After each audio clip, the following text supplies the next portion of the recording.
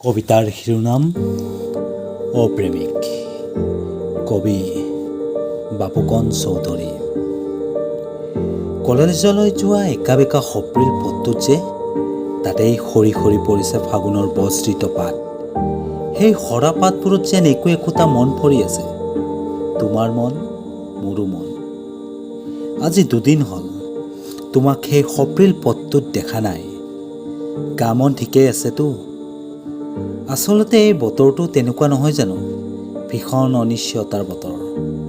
এই মুহূৰ্ততে ঘামত ভিজি যায় শৰীৰ, আকৌ মাজৰাতি শুই উঠি ফেনৰ ছুইচ বন্ধ কৰিবলগীয়া শীত।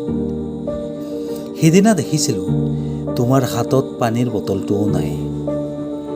নাজানা জানো এই বতৰত ঘনে ঘনে পানী খোৱাৰ প্ৰয়োজন? তুমি বাৰু ফাগুনৰ পৰশত ৰংবিহীন হৈ গৈছা নেকি দিনক দিনে?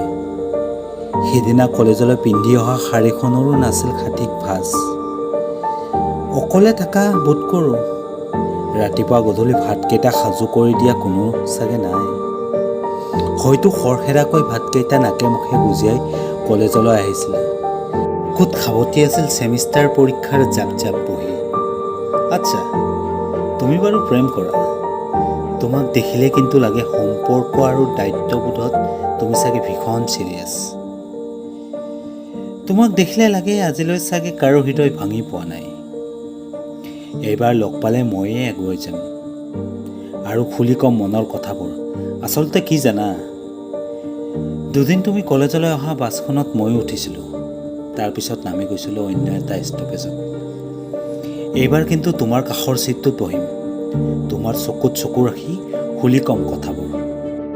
খুলি কম কিদৰে ফাগুনৰ পিছত গছবোৰলৈ নতুন পাত আহে। খুলি কম চতত তৰাং হোৱা নদীবোৰ বাৰিষাত কিদৰে গা ভাৰী হয়।